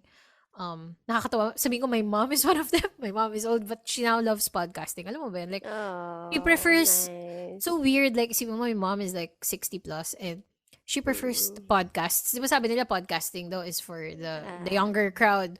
But no, my mom appreciates podcasts more than video edition kasi she likes it na habang naghuhugas siya ng plato. She listens to the podcast. So she could do 2 things at a time. So, nakakatawa. Actually, okay yung podcast kasi like, halimbawa, naglilinis ka ng bahay or yung drive ka. Things, nagda-drive ka, you can just, para ka nakikinig na, yun nga, parang radyo siya. Parang radyo, pero like, nag-decide ka kung kailan. Hindi mo skip sa gitna. Kasi it started from the top. So, you can go back. Yes. So, listen in, is that to Song and Focus. So, the reason why we added that format, not transition like, added it lang. Kasi, ayun, we really want to give back to the artists and we really want, like, a space for them to introduce the actual song. Kasi it's not all the time that we could embed the song on our episodes, diba? Due to many reasons, diba? Technical reasons na hindi siya kaya. So at least Listen In allows that. So please also support Listen In. And if you guys want us to feature any song, since si Listen In naman is a bit lax, alam mo yun, kahit na hindi namin ma-invite yung artist mismo sa show, we could still feature the song or search about it or research fun facts na ano ba gusto niyo malaman sa mga songs na to. We could insert it on our next year episodes. Yun. So, mas marami na kaming leeway. And for artists who have been emailing us their music, we're sorry that we couldn't reply this year, but we'll get to it kasi sobrang na busy lang talaga kami ni Acel. But right now, we're looking through many of the messages, emails from the artists who want to be featured. If you're an indie artist or even if you're labeled, you could send your label a message na you want to appear on Song and Focus. Send us a message, diba? And we'll find a space for you. Kasi dati, ang problem namin ni Acel is it's not that we don't wanna feature the artists eh. We don't gatekeep. Obviously, as you see, sobrang random ng genres natin, di ba? Like, kahit sikat yan or hindi, or kahit ano, nandito naman. Basta, maganda yung song eh. So, at least yung Listen In is like more space. Like, we could feature 5 to 10 songs. So, just send us a message. We'll get to it. Basta make sure guys, syempre, nasa Spotify siya para Yes, para dapat plug nasa namin. Spotify siya. So that means, Oo nga naman, Acel. Kasi diba? paano na papasok sa Listen In kung wala siya sa Spotify? Oo, kasi kung ipo-podcast namin, tsaka yung mga i-feature po namin sa podcast, dapat yung songs nila out na talaga. Nasa Spotify na rin. Nasa digital platforms. So, Yun. kasi kaya kami So, or if you have like artists na fan kayo of, and you could send them a message na nag-work din yun for us. There are some artists who yung fans nila nag-ask naman or nagpaparinig na, uy, labas po kayo sa Song and Focus. Kayo naman, kailan? So, baka naman di lang alam ng artist about our show, and when they see it, diba, we will take care of them, guys. As we usually do. Like all our artists naman, we try to be actually we don't try to be nice. They're just also lovable. So, ayun, masaya naman kami dito. Yun. Okay, so I think that's it. Happy New Year, everyone. Happy New Year, guys. Merry Christmas. Happy New Year. Happy New Year, Acel. And see you next year. See you next year. Virtually. Sana next time, alam mo, may na-meet akong podcaster. He shots his podcasts in person sa cafes. Invite niya yung artist. Magka-coffee together. Like, siguro in a year, hopefully we could try in person. Actually, guys, fun fact lang bago namin end. Yung anniversary episode namin, we planned ni Acel talaga to meet in person and shoot in person and talk in person. But that was the height of like ECQ and like ang magulo. Like, madami nangyayari nun. So, hindi kinaya. So, hopefully next year, we could explore more ways to do podcasting and just keep on growing with you all. Ayun, so Happy New Year! Happy New Year! Merry Christmas, guys! Enjoy. Merry Christmas! Happy New Year! Feliz Navidad! Bye! Bye!